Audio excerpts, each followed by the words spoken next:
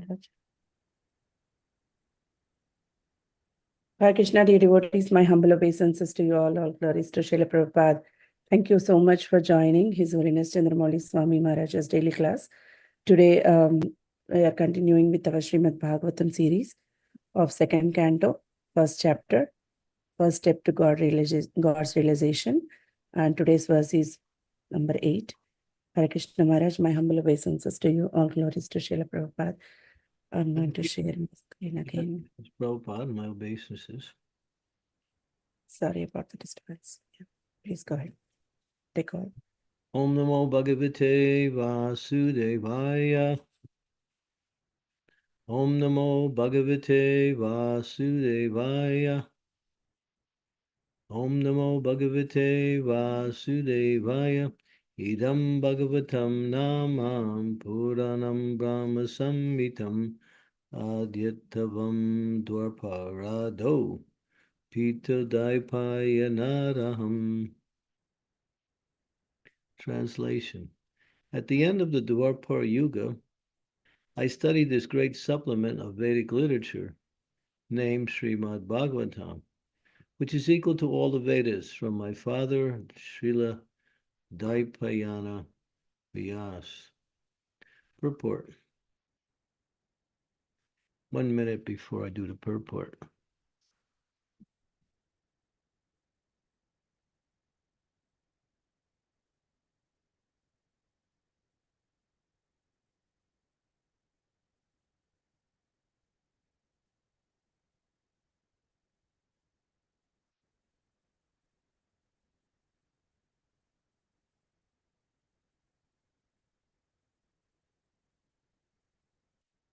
The statement made by Srila Sukadeva Goswami that the topmost transcendentalists, who is beyond the jurisdiction of regulations and restrictions, mainly takes to the task of hearing about and glorifying the personality of Godhead, is verified by his personal example.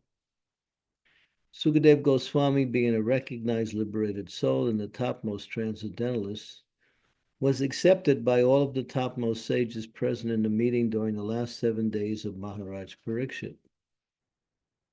He cites from the example of his life that he himself was attracted by the transcendental activities of the Lord, and he studied Srimad Bhagavatam from his great father, Sri Daipayana Vyasadeva. Srimad Bhagavatam, or for that matter, any other scientific literature, cannot be studied at home by one's own intellectual capacity. Medical books of anatomy and physiology are available in the market, but no one can become a qualified medical practitioner simply by reading such books at home. One has to be admitted to the medical college and study the books under the guidance of learned professors. Similarly, Srimad Bhagavatam, the postgraduate study of the science of Godhead, can only be learned by studying at the feet of a realized soul like Srila Vyasadeva. Although Sukadeva Goswami was a liberated soul from the very day of his birth, he still had to take lessons of Srimad Bhagavatam from his great father.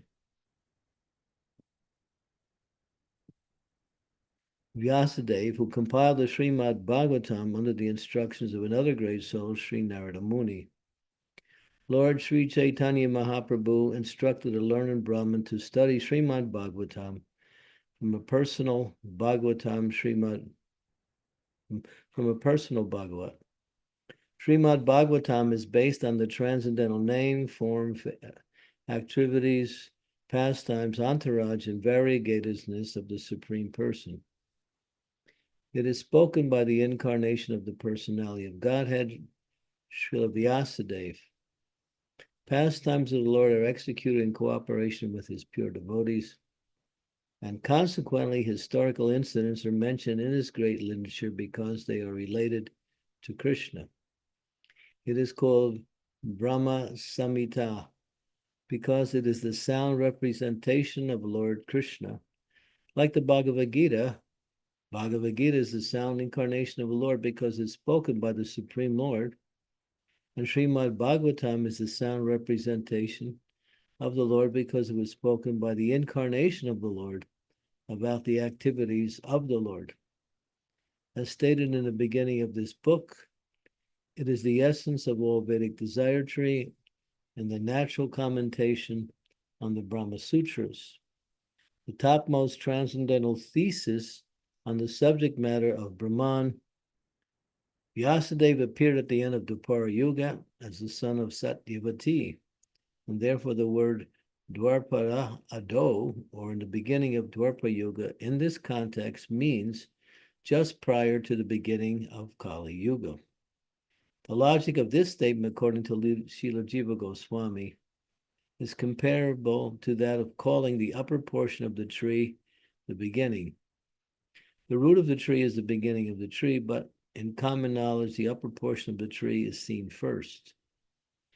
In that way, the end of the tree is accepted as the beginning.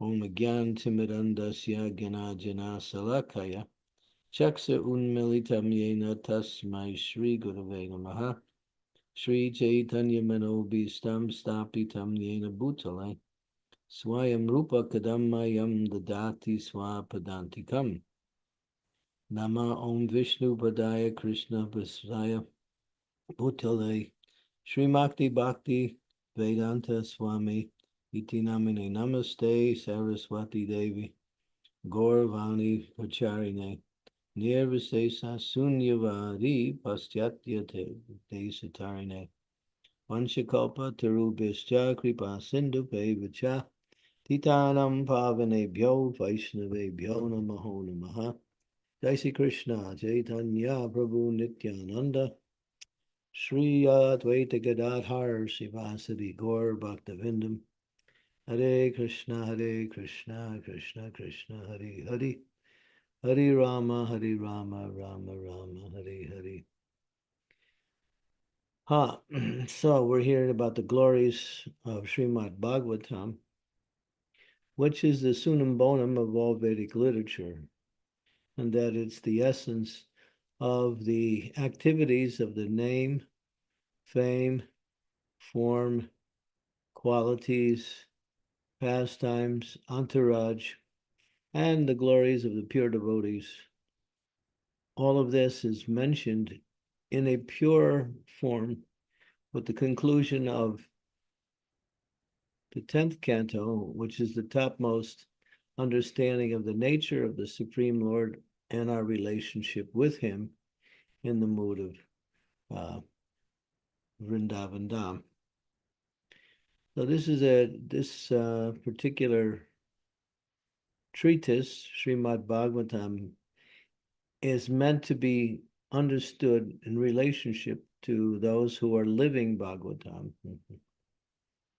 One cannot hear Bhagavatam from someone who is a professional reciter. They do that. They take Bhagavatam. They call this Bhagavad Saptaha. They sit there. They need some money for their family. And they learn a little bit about Bhagavatam. They recite it, and they gather some people. They get some donations, and it's a business.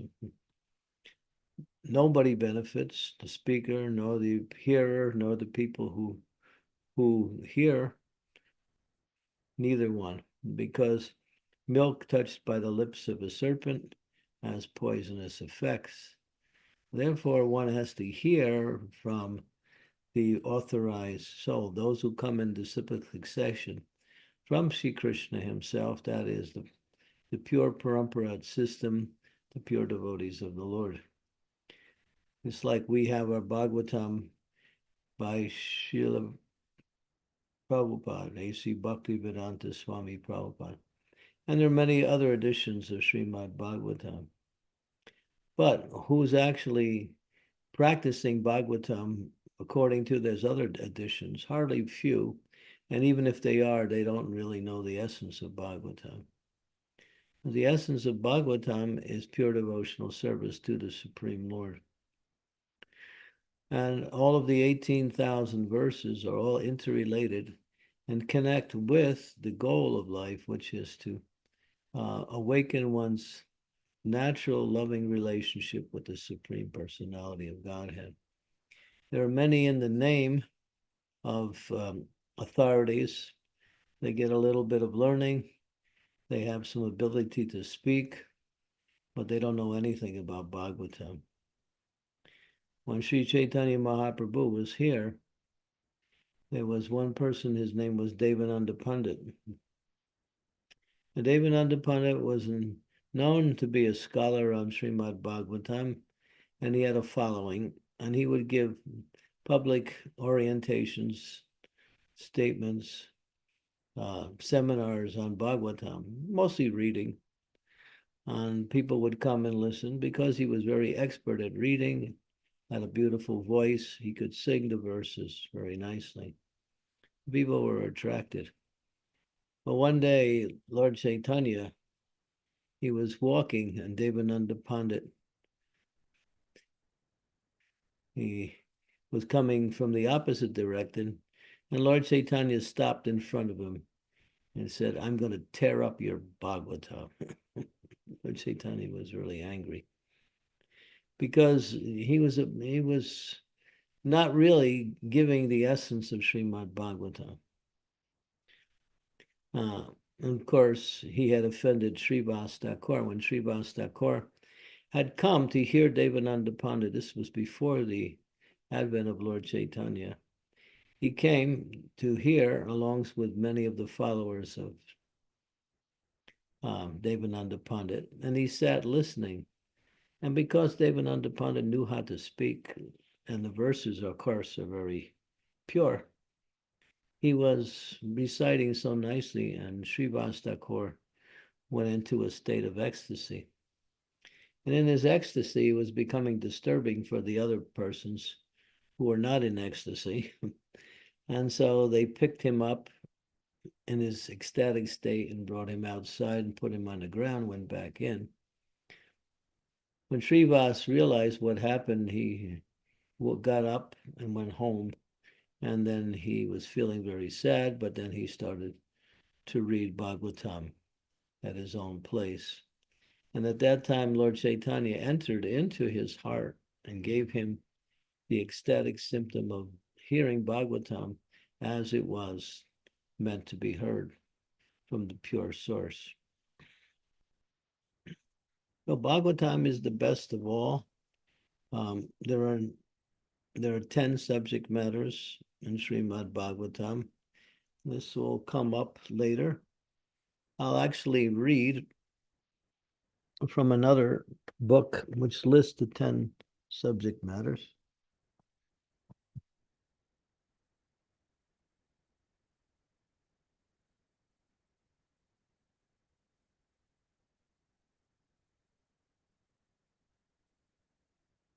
But the culmination of all of this knowledge is ultimately surrender to the Supreme Personality of Godhead.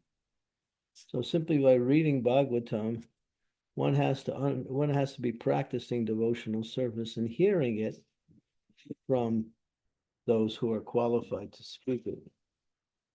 The 10 topics are: 1, Sarga, elemental creation. Material universes are created to facilitate the desire of the living entity to exercise independence from the Lord. The process of creation begins with manifesting the basic ingredients, which are the Pancha Bhuta, earth, water, fire, air, and ether, and the 5 objects of sense perception that are called Tan Mantras: sound, form, taste, smell, and touch, and the 5 knowledge acquiring senses, the Gyanendriyas, the eyes, ears, nose, tongue, and skin. Together with the mind, these 16 principles are created by the first Purusha incarnation, Mahavishnu. Within these 16 principles, 8 other principles exist, subtly making a total of 24 principles. That is the first topic. Then there's Visharga. That is the Brahma's creation. After Brahma, he gets this knowledge directly from Krishna himself. He takes these Panchabhutas, Gyanendriyas, Tanmantras, and he formulates them into the bodies of the living entities and to the activities of the material world. Then Sthanam, maintenance and the planetary systems, is the third subject matter. Poshanam, protection and mercy of the Lord. Utaya, the creative impetus. Manvantara, the change of Manus. Ishanukata, activities of the incarnations. Nirodha, universal dissolution. Mukti, liberation. And ultimately, the culmination, and Asraya, the supreme shelter of Krishna. The 9 previous topics of the Bhagavatam are meant to bring one to a deep understanding of the 10th topic, which is the most important, the Supreme Lord, and as being the shelter of all existence. When we reestablish our relationship with Krishna, all problems are solved, everything makes complete sense, and life becomes a dynamic experience of spiritual joy. So these 10 topics are mentioned. They'll come up in this second canto, I believe, second canto, chapter 10, verse number 1, I think it is mentioned there.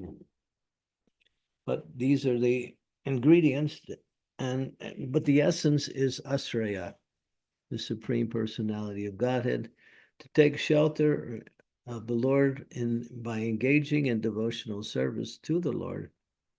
And all of these other topics are supportive of that last topic, Asraya, Krishna himself. So Bhagavatam sometimes is seen as being the incarnation of Krishna in literary sound vibration. And that's also mentioned in the third canto. I'm sorry, not third canto, but in the first canto, in the third chapter, where it explains that when Krishna left the planet, he left himself in the form of Srimad Bhagavatam. So Bhagavatam is Krishna himself, and sometimes it is understood by the acharyas to give us a more graphic visualization of Bhagavatam. They analogize or compare Krishna's transcendental body and the different parts of his body to the different cantos of Srimad Bhagavatam. For instance, the first and second canto is considered his feet. And then as you go up higher up the body, the third and fourth, the thighs, the belly, all the way up. The smiling face of the Lord is the 10th canto. The top of the head is the 12th canto, like that. So Bhakti Siddhanta has given a nice outline of this image of the Lord's transcendental body correlating with the different cantos, or the different, not cantos, but the different subject matters in, no, actually the different cantos, yes. And sometimes people think that the cantos are progressive in terms of the subject matter. There is some progression at the beginning, but you'll see that these 9 subjects and the 10th subject is mixed throughout all of the entire Srimad Bhagavatam. And the essence of Bhagavatam, or the essence of any scripture, there's a particular verse that highlights the meaning of the scripture. And in Bhagavatam, it is highlighted in the first canto, 3rd chapter, verse number 28. You want to turn to that verse? 1, 3, 28. This is called Paribhasa Sutra. A Paribhasa Sutra is the verse that gives meaning to a particular text, or gives the meaning of the particular text. This is first canto, Verse number 20. third chapter. First canto, 3rd chapter.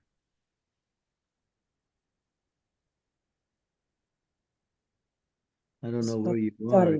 Sorry, Maharaj. Yeah.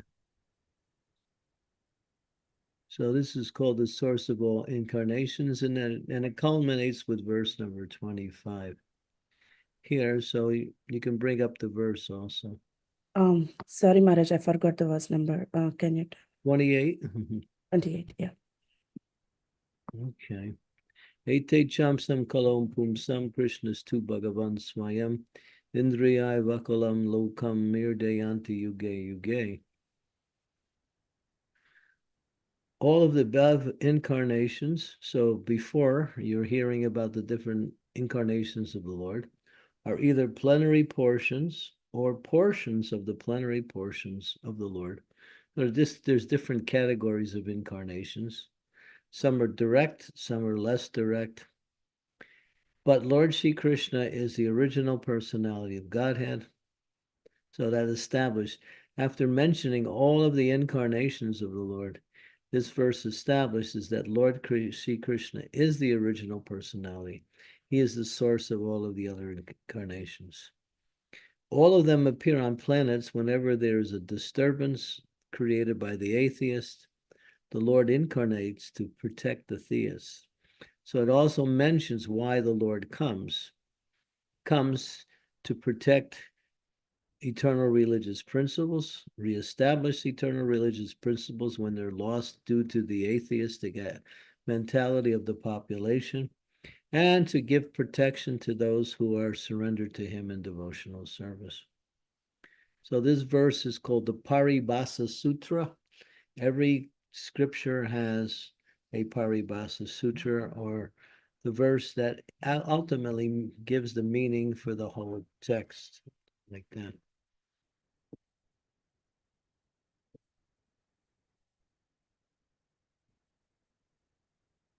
So one should take up a regular study of Bhagavatam. Srila Prabhupada spent so much time, energy, and he even gave up his sleep. He would every night around 12:30, 1 o'clock, he would begin his translation on the Srimad Bhagavatam and then add his Bhaktivedanta purports based on his study of the other acharyas who had also commented, such as Jiva Goswami, Vishwanath Chakravarti Thakur, Bhaktisiddhanta Saraswati, Sridhar Swami.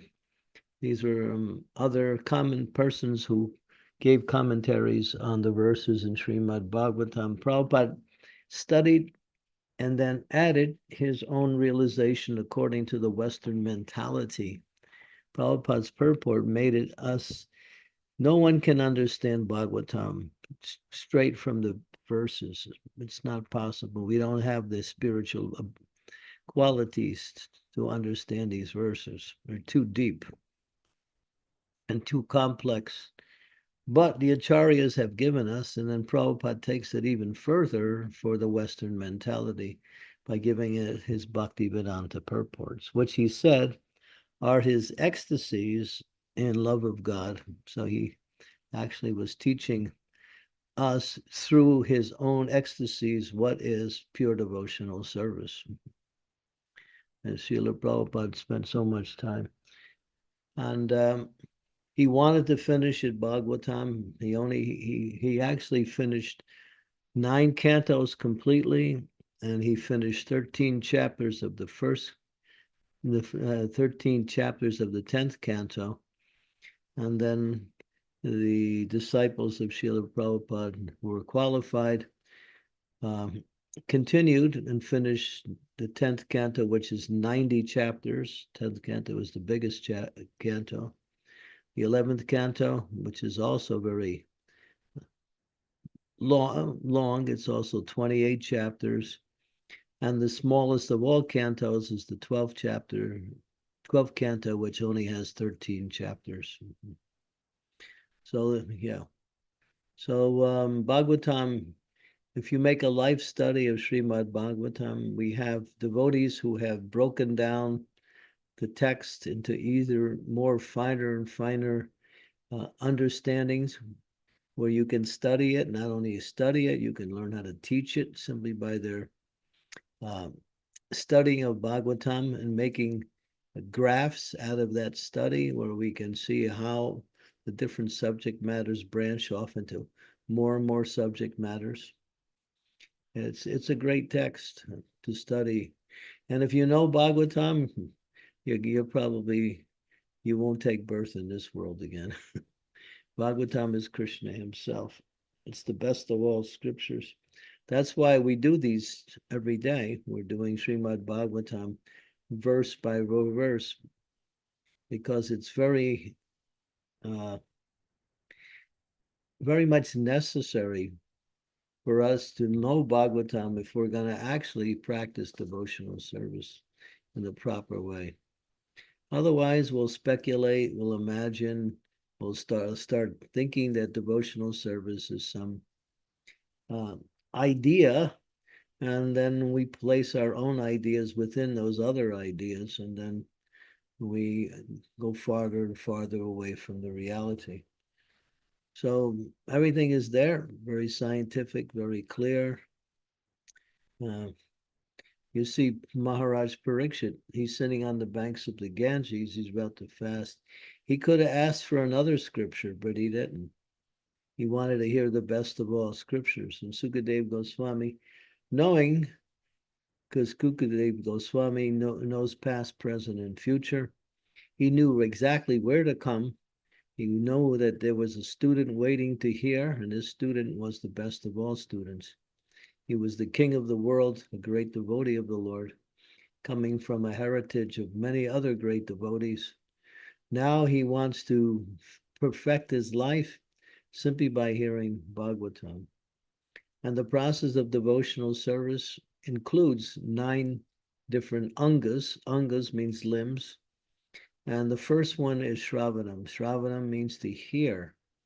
So reading, hearing, hearing, hearing, all of this will awaken our attraction for Krishna and the knowledge that Srimad Bhagavatam is providing for us, which is eternal and not part of this material world. There's nothing material about Bhagavatam. It is pure. It's why it's called here Prabhupada says he calls it the Brahma Samhita, but it's also called the Paramahansa Samhita, which means it's meant for the topmost swan-like personalities who dive deeply into the essence of spiritual life. Bhagavatam is the best. If you study Bhagavatam, you'll be amazed to see what knowledge is there. It has knowledges of many, not only those 10 subjects, but the subtopics within those 10 categories also are mentioned.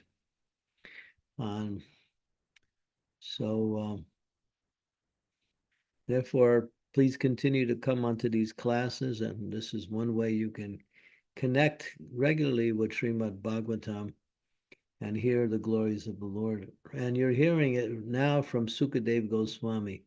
This particular second canto is a lot about Sukadev Goswami. There are many speakers of the verses in Bhagavatam. Sukadev Goswami is the prime speaker, but as you go through Bhagavatam, there's verses spoken by Krishna, there's verses spoken by Maharaj Parikshit, and there's verses spoken by Lord Brahma, verses spoken by Lord Shiva, by Narada Muni, there are many, many personalities who speak, whose voice you hear through Srimad Bhagavatam, like that. What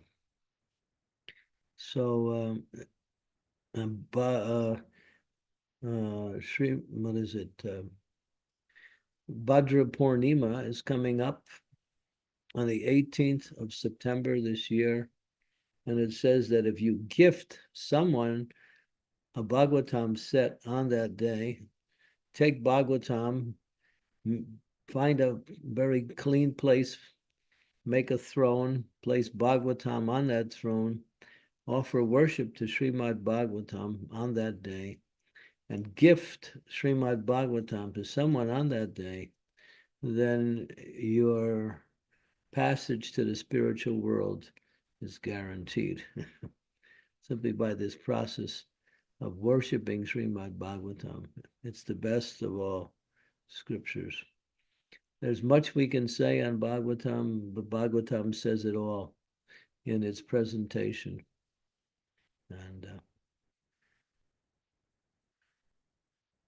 And so, yeah.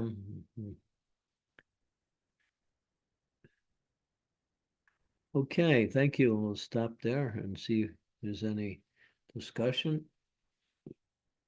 Hare Krishna Maharaj, thank you so much. Such a wonderful class about Srimad Bhagavatam. Thank you so much. Dear devotees, any questions or comments or realizations, you can please go ahead now. I can raise your hand or type in the chat window.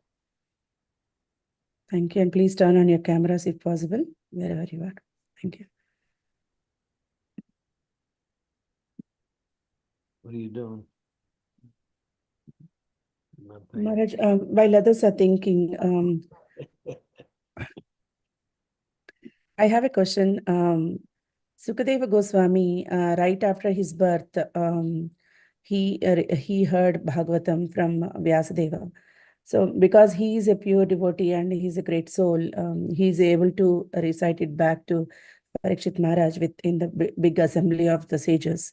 So how much qualified we are? How can we rate ourselves like qualified enough to speak Srimad Bhagavatam to others? Well, the process is hearing and chanting. Read and repeat. As you repeat, you also understand more. Your exposure to Bhagavatam will make you more and more qualified to speak Bhagavatam.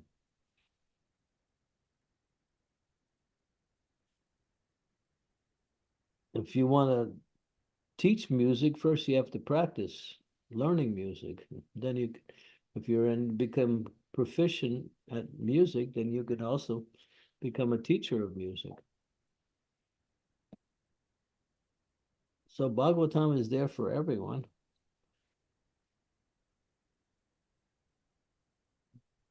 It's all in proportion to how much you absorb yourself in learning Bhagavatam and then practicing by giving that knowledge in the form of preaching, teaching, discussion.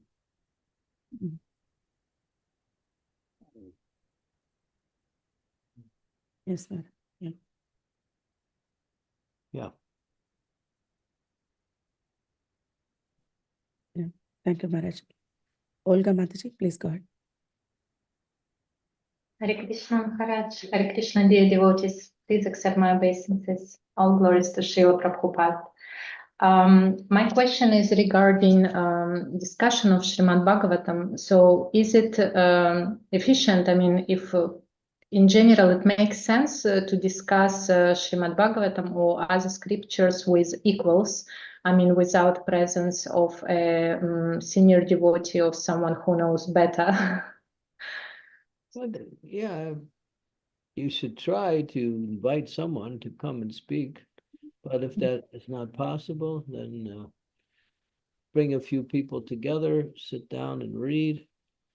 Each takes turns reading, and then try to discuss it amongst yourself. We try to understand what you have just read. Sit down, write down some of the points that are being mentioned. Make a study. Thank you, Maharaj. And one question, you said 18th of September, this 18th of September. Okay. Thank you, Maharaj. Thank you, Mataji. Amritalam Mataji, please go ahead. Hare Krishna Guru Maharaj, please accept my humble obeisances. All glories to Srila Prabhupada. So Guru Maharaj, when we say that there's no difference between Krishna and his name, his qualities, his adobe, his form, so we being matter, we are used to seeing this as separate concepts. How do we understand this? You can't, you have to realize it. You can't understand it. It's beyond your ability to understand. What is it? It's a, what is it?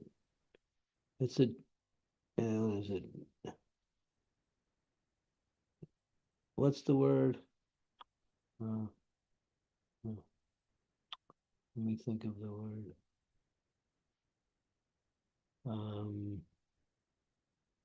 It's a chuta, infallible. It's a hoaxaja. It's beyond the range of the senses. It's, let's see, what is that? Trying to think. I'll get it 1 minute. It's a chintya. It's a chintya, inconceivable. But it's realized through the practice. We accept it because it's coming from authority. But the principle that defines it is that everything spiritual is absolute and one. Everything material is understood in relationship to its opposite. You can't understand heat unless you understand, experience cold, good and bad, young and old, beauty and ugly. All of this, all these are relative things. This is the world of relativity. But the absolute world is a world of no relativity, absolute. So Krishna and everything connected with Krishna in the absolute sense is non-different than Krishna because it's pure spiritual essence.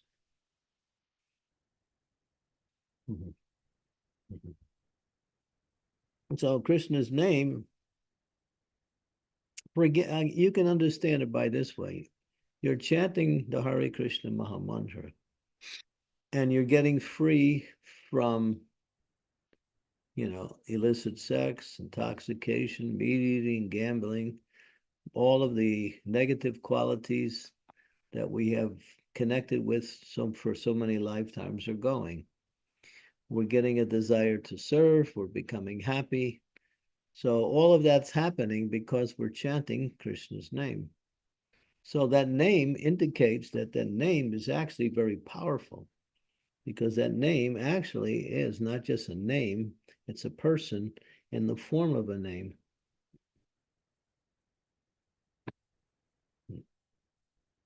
So Rupa Goswami explains in one of his verse, but also Padma Puranas says that Namas Chintamani Krishnas Chaitanya Rasa Vigraha Purnya Sudya Nitya Mukta Abhinna Tvam Nami Namino. So Binna means different, and Abhinna means not different, same. So Nami and Nama. So he who is named and the name is the same. So Shastras illustrate over and over that Krishna's name is Krishna. But to understand it or to realize it means to practice it and not simply to intellectualize it. You can't intellectualize the absolute truth. It's beyond your ability to intellectualize.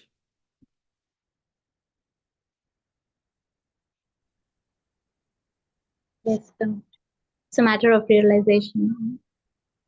Yeah, but you can accept it based on the authority of Shastra. Guru, Shastra, and Shastra give us the clear understanding.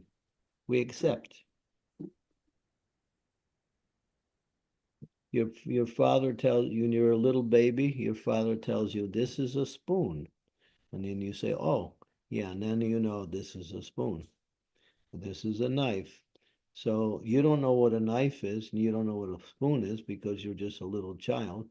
But the father will say, this is a spoon, this is a knife, and this is a pen. So you understand things from authority. So we get the knowledge from the authority. And we get the realization by the practice.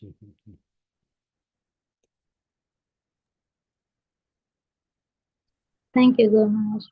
I hope by your mercy I realize it. Thank you. I hope so too.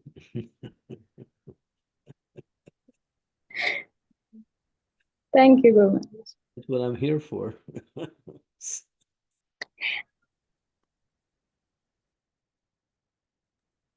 Thank you, Maharaj. Thank you so much. Yeah, sometimes it's very hard to get realizations, like even though we read Bhagavatam or hear the lectures. So is it a natural process, Maharaj, or how it will be? It'll happen according to Krishna's mercy. You can't make realizations happen. Yeah. Follow the process, then you open up the channel for mercy. When the mercy comes, then the realizations come. But if you don't follow the process and you expect to get realizations, then that won't work. Okay,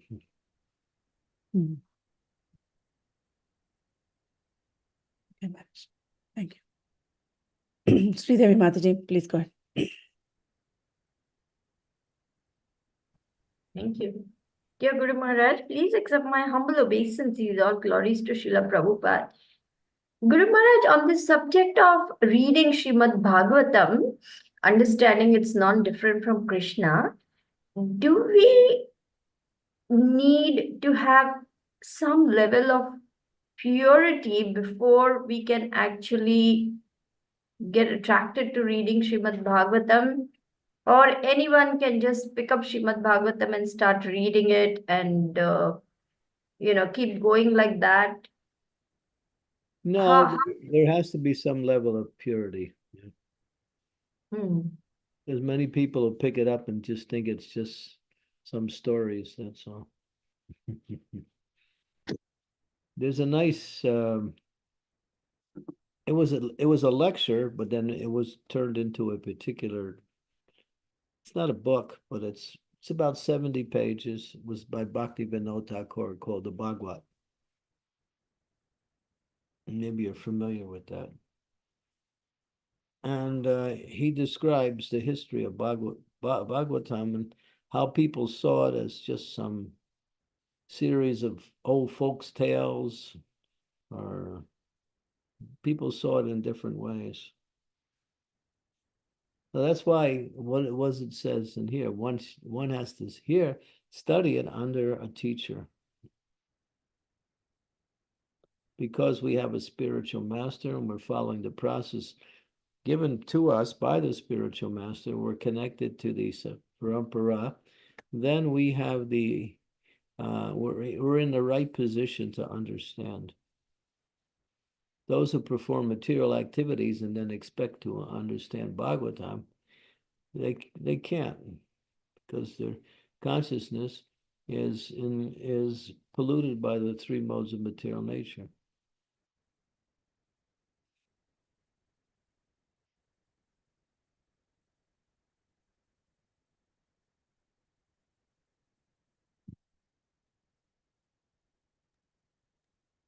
Thank you so much, Guru Maharaj.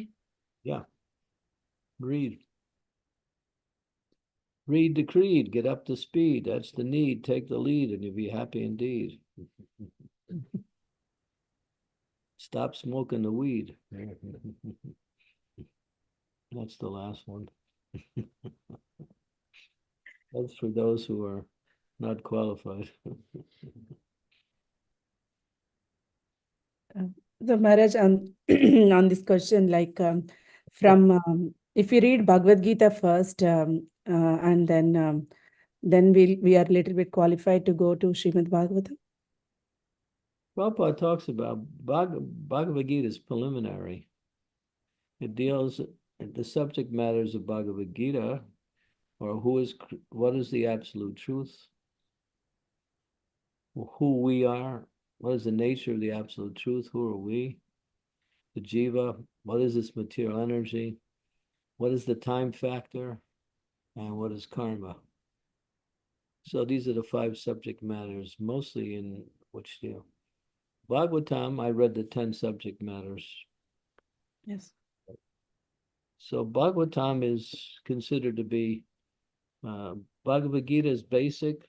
Bhagavatam is considered to be what we say, college level. And Chaitanya Charitamrita is called postgraduate study.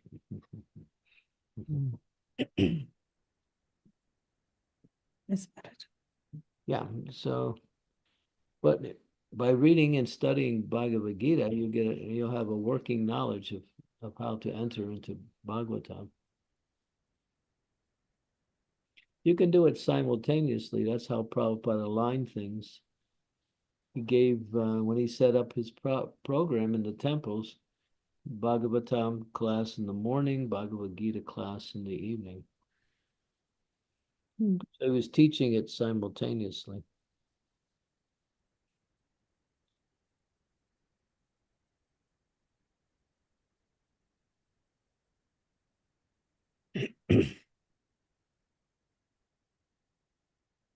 You can't hear me?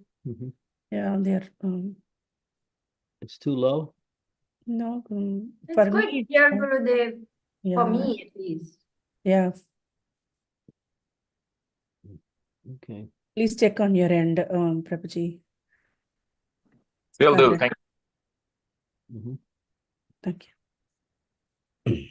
Dear devotees, any questions or comments?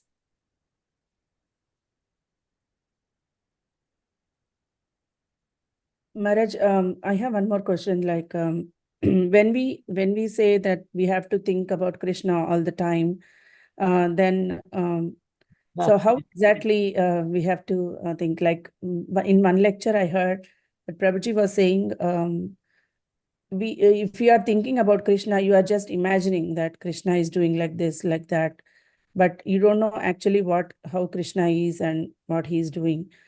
Instead, you can think of any service to Krishna. So is that the correct understanding? Of the Whoever way? told you that's an illusion. Take a pie and throw it in his face. He doesn't know what he's talking about. That's the most stupidest statement I ever heard. One of the most stupidest.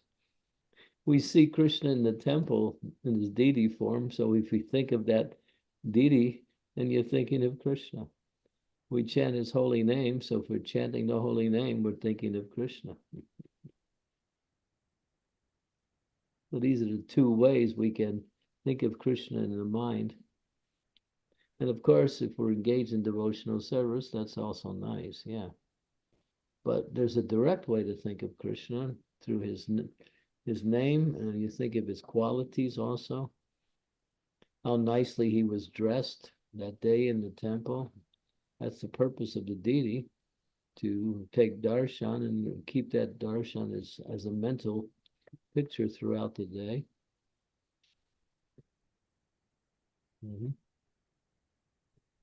Yeah. So I don't know what he's talking about, but the holy name is Krishna. You can chant anytime. That's the easiest way to remember Krishna. Okay, Maharaj. Yeah, I'll ask him for clarification. Thank you. Thank The you. thing is, they don't want you to remember Krishna. They want you to do some service. You should do service too. That's important. But remembering Krishna is also service. And it's one of the 9 young angas.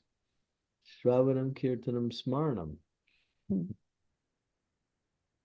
Smarnam is one of the 9 ways by which you can. Who perfected Smarnam? That was Prahlad Maharaj.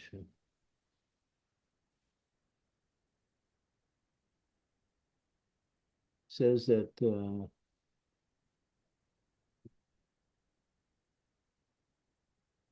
what was it? Maharaj Pariksit perfected the hearing process. Sukadeva Goswami perfected the chanting process. Prahlad Maharaj the remembering process. He was always remembering Krishna, despite his father's trying to kill him. He was always remembering Krishna. Therefore, Krishna saved him. Akura perfected the process of offering prayers, like that. Worship was perfected by Prithu Maharaj. Serving the lotus feet was perfected by Lakshmi Devi. Carrying out service was perfected by Hanuman. Arjuna perfected becoming a friend of Krishna. Bali Maharaj perfected surrendering everything to the Lord. So each of the 9 processes are authorized, but the essence is to hear and chant the glories of the Lord, which brings one to the platform of remembering the Lord. Like today is Ekadasi, right? Is that? Yes, Maharaj. Yeah. The day to really go deeper into your Krishna consciousness. Today we can spend more time remembering the Lord, maybe doing less active service by reading, by chanting, especially chanting. Many devotees around the movement, they chant 64 rounds on this day. Many of them chant even more than that. I know some devotees chant 192 rounds on Ekadasi. So, it's possible if you're determined. And then, if you do that, you don't have to worry about anything else here in the spiritual world already. So, we make the process so difficult because we still want to play around with Maya. Because we want to play around with Maya, Krishna consciousness becomes difficult. Stop playing with Maya. She's not fun to play with because she's like, she attracts you and then she disappoints you at the same time.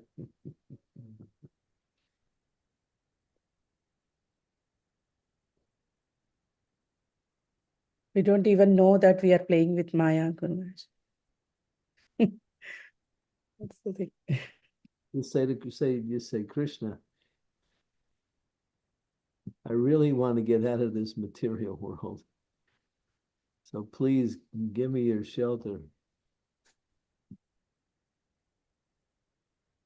Yes.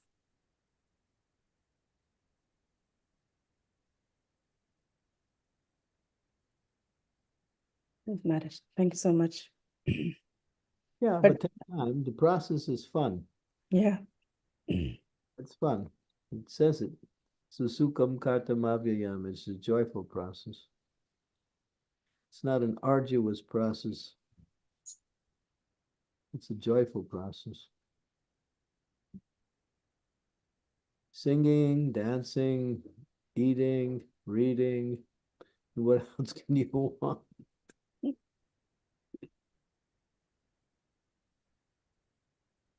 Yes, Maharaj. Yeah. The more you do it, the better it gets. Today is Ekadasi. Prabhupada said we should chant at least 25 rounds on the Ekadasi. So how many of you are actually chanting more than 16 rounds today? I'm doing Guru Maharaj. Good. I see a few hands. Anand Sagar Prabhu. Yeah. To chant 16 rounds in the Ekadasi really is not really giving proper worship of Ekadasi. Yeah. Try to chant more and more. And today especially. Today is geared. The atmosphere of the Ekadasi is conducive to increasing our chanting. I can give you a formula. You can chant, and then maybe after some time you stop, and then you pick up a book and you read for a little while, and you stop, and then you go back to chanting for a while. And then after a while, you go back to reading, and then you keep doing that the whole day. Just going back and forth reading and chanting. You can still take prasadam in there somewhere in between. But like that. So just relegate your activities to on the Kadasi to just reading, chanting, and taking a little Krishna prasadam. Yes, Maharaj. Thank you so much. Yeah, thank you. Dear devotees, Krishna Kaviraj Prabhu, please go ahead. Hare Krishna, thank you very much. Please accept my humble obeisances. All glories to Srila Prabhupada. All glories to you and your services, Guru Maharaj. Maharaj, when should we or actually start Ekadashi? Because I've heard that it's actually nice to start the fasting and the extra chanting from the evening before Ekadashi. Well, the Kadasi starts on the sunrise, and it goes from sunrise to sunrise. So it started on the sunrise today, and it ends on the sunrise tomorrow. So that's all Ekadasi the whole time. But some people begin on the hour after midnight, when the day actually starts. Well, like 12 o'clock midnight. And many who practice Ekadasi very seriously, they chant throughout the whole night. They don't go to sleep. They'll start on sunrise, or they'll start when they get up that day, and then they'll keep going, and they'll just keep going all the way through the night till sunrise the next morning. And then there's the titi, that is the break fast. There's a period where you break the fast. Austerity is the wealth of the Brahmin class. Little austerity is nice. Sometimes you have to push yourself. But if you push, when you push, after a while, you kind of break through some of your inertia or your inabilities, and you start developing nicely. So it's always nice to take these Ekadasi days and turn them into a very wonderful day of hearing and chanting.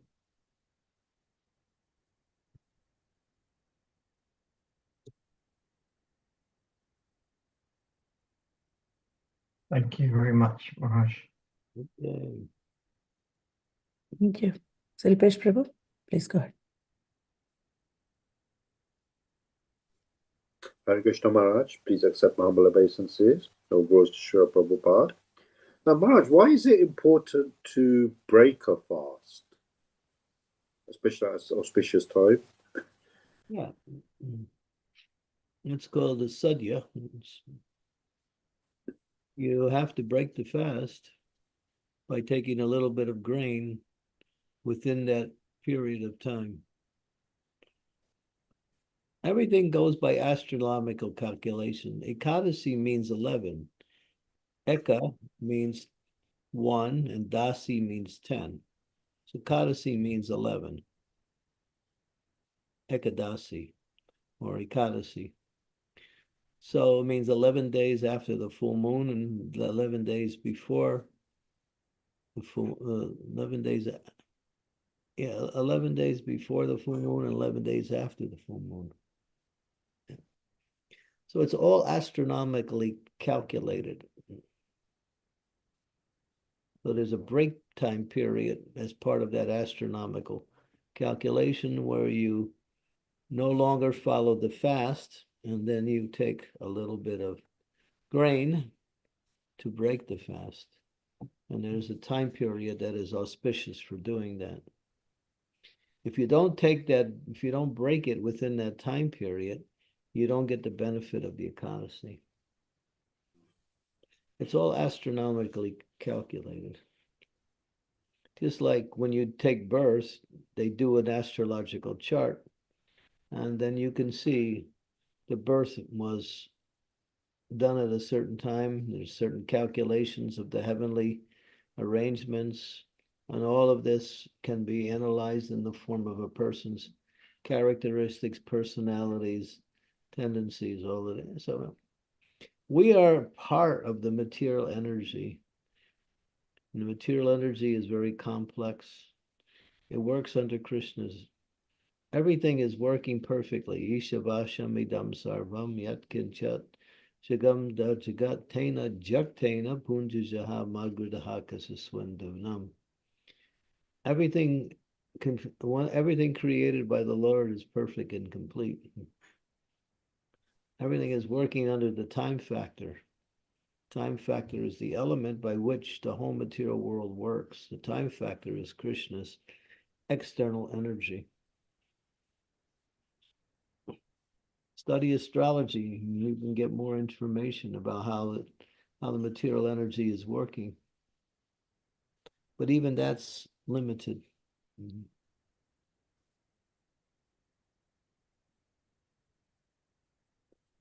You see how people are affected. If there's certain constellations that come within the heavenly realm, then there could be wars, pestilence, or something very auspicious happens.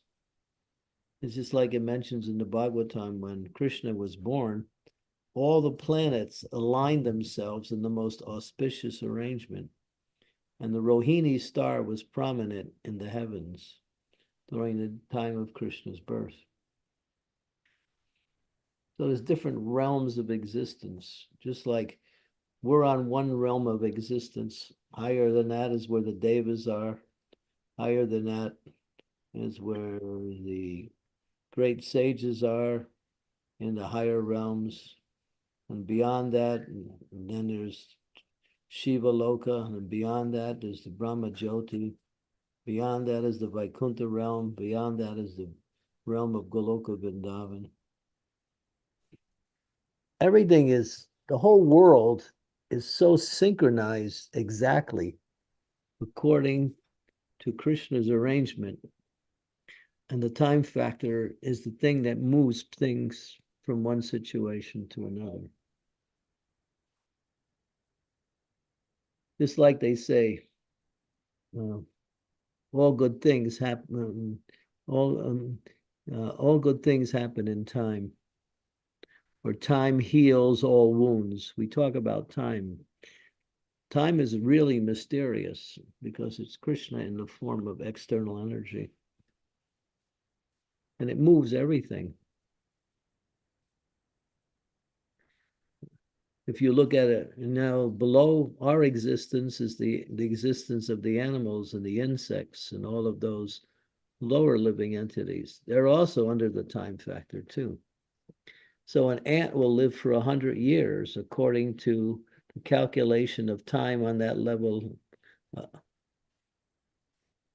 So Brahma lives 100 years, but his 100 years compared to our 100 years is different. But his 100 years is according to a slower form of time calculation. Everything is under the control of time. So that's why it's auspicious to start something at a certain time. It's auspicious to stop something at a certain time, like that. Just like it says, if you want to get married, there's certain days of the month that are conducive to bring about auspiciousness in the marriage. Many people follow that. Bhadra Purnima is another one. You give a Srimad Bhagavatam on that day, then you get much more benefit than giving it on any other day. Life, if you know how to live life, those who know how to live life, they know what to do at the right time. Many people know what to do, but they don't do it at the right time, and therefore they don't get the full benefit. Everything is understood within the realm of the time factor. Just like it says, the most conducive time to chant is in the Brahma Muhurta hour, which is early in the morning, like that. Everything under the time factor. Maharaj, if we are in say in a inauspicious time, does chanting the Maha Mantra counter that? Is it above everything? Yeah, but it'll be more difficult to get the mercy at that time. Unless you're completely transcendental. If you're completely transcendental, then the time factor won't affect you. But how many of us are completely transcendental? So yeah, everything works according to the time factor. Yeah. Kishori.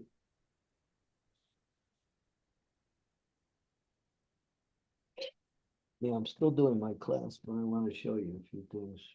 Can you stay until I finish? Yes, Maharaj. Okay. Thank you. Thank you, Maharaj. Yeah. Thank you. Krishna says, time I am. He says that in the Bhagavad Gita. I am time.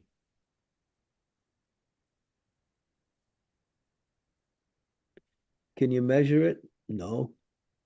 You think that clock is a measurement of time, but it is in one sense, but it's not time itself. Time is not measurable.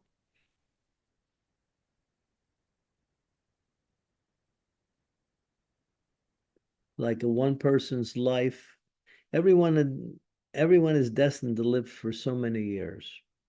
Yet you take birth, good astrologers, they can tell you when you're going to die, exactly when you're going to die. So because they know, they studied the whole idea of how time works, so you can get a little understanding, but not complete, you know.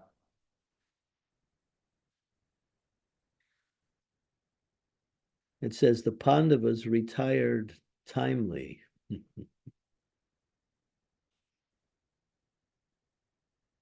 It says if you wait, time is slow.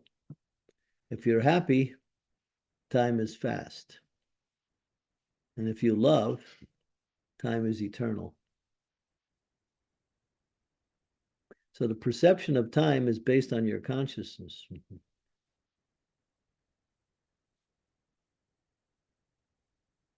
Your perception of time, yeah, is based on the state of your consciousness. So when you're in Krishna consciousness, you're above the time factor. And therefore nothing is gained and nothing is lost. Everything is in its pure spiritual state. If you could go above time right now, you can see into the future. Future's already happened already. You might figure out how's that possible? Because everything in this world is linear, based on length, breadth, and width.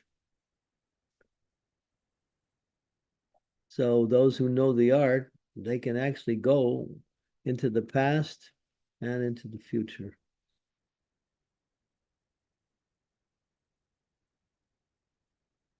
If you want to know when you're going to die, you can find out.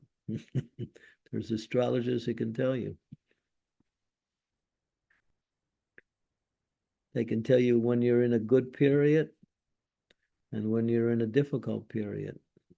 The different planets, depending on your astrological calculation, are supportive or maybe detrimental, depending on the astrological calculation at the time of birth and the movement of the planets during your lifetime as you go into the different rashis and come out of the rashis. Rashis are certain periods of time where a particular planet is influential in your life. Find out what Rashi you're in, and you can see how to take advantage of that or how to avoid certain things during that time.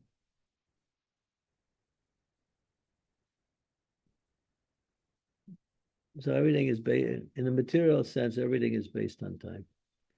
So we also do things. Prabhupada said we shouldn't travel on Thursday because he says it's inauspicious to travel on Thursday.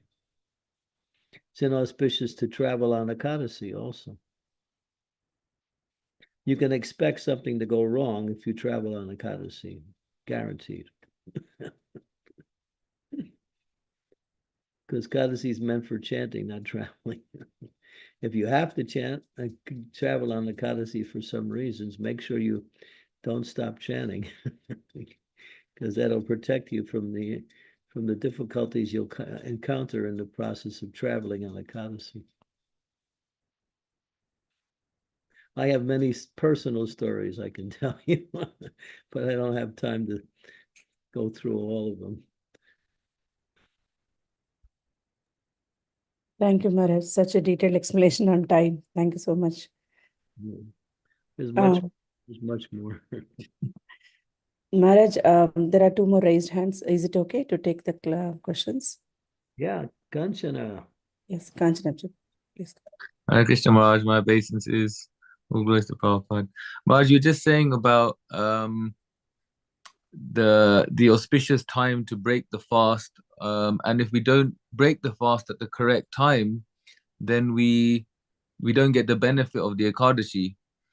And I was just kind of wondering about Krishna here, like Krishna the person who loves us, who understands us, and if we don't break it at that specific time, in that specific that sometimes 1 hour, 2 hours, or that sometimes just a few minutes, does Krishna still, I know we don't get maybe the benefit, but the sincerity that we still wanted to fast to please him, and we did go through austerity to please him and to connect with him, but we didn't break it at the exact time. I think my understanding is you don't get the full benefit. Okay. Obviously, Okay. some benefit. That's my understanding. People will say you don't get the benefit. They don't say more than that, but I think it's you don't get the full benefit. Okay. Thank you. Because I've missed it a few times, so I'm just wondering. It's like if you it's time for prasadam and you show up late, there might not be, all the preparations might not still be there. You might get the chance to eat one or two that are left, but because it's late, so you get some benefit. That's Thank just you. an example. Amrita. Amrita, sorry. Hey. Hare Krishna. So, Maharaj, I wanted to ask something a little about my personal practice. So, when I am reading, you said that when you are chanting, it's good that you take a break, read, and then go back to chanting. So, what problem happens to me is like if I'm reading, I like to read. I don't like to break the flow. If I'm hearing, I like to hear. I don't like to break the flow. Try to understand. So, I'm just recommending something. It's not like you have to do it. okay. I'm just recommending some system. You can do it. You can do it the way you want to do it. If I say to you, buy a car, that doesn't mean you can buy the car of your choice. It doesn't mean you have to buy the car that I say you have to buy. You buy the car of your choice.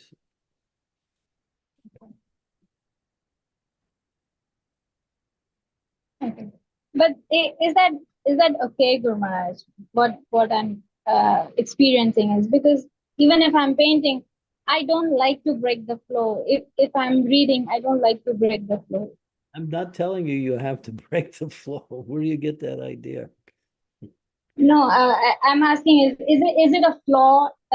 Is that a kind of flaws in me, or is that a part of nature? It's no. You engage in devotional service. Where's the flaw?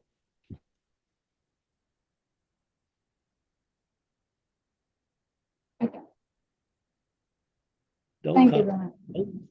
don't complicate something really simple.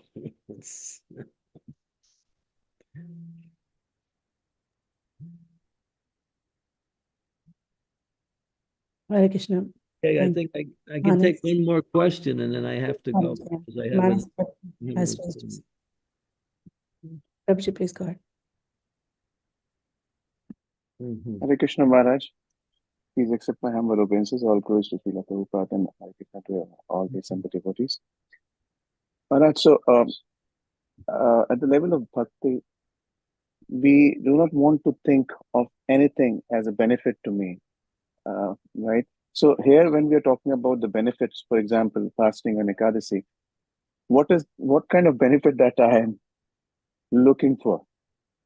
Yeah, you get somewhat detached from the eating process.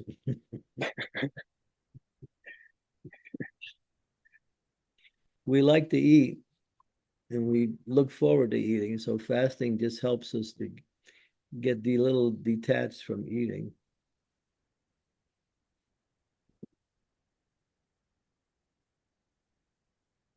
That's all. Fasting actually purifies the body, purifies the mind, gets you a little detachment from eating, gives the belly a rest. There's material benefits, there's spiritual benefits, both. Fasting helps to clear the mind. When the mind is clear, it's easier to chant. A lot of benefits for fasting. But do it according to the recommended way and don't overdo it like that.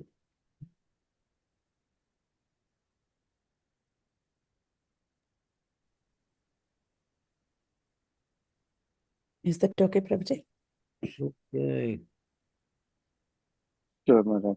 Thank you. Okay, I have to go. All Yes, glory Maharaj. to the Thank you. Prabhupada. I'm getting 5 or 6 calls on my phone here. Thank you so much. Thank you. Thank you very much. Lord Hare Kumar, Krishna. Yeah, Thank you, Guru Maharaj. Thank you, Guru Maharaj. Hare Yeah. Krishna. Tomorrow's class is with Bhakti Thank you. Sangha devotees, and Thank tomorrow's you, Guru Maharaj. class is at 12:20 p.m. Send me the verse for tomorrow's class, okay? Yes, Maharaj, I'll send. Thank you. Thank you very much. My obeisances, all glory to Srila Prabhupada. Srimad Bhagavatam. Vijay. Thank you, Maharaj. Hare Krishna. Thank you so much, Thank Maharaj. you very much, Guru Please Maharaj. accept my humble obeisances.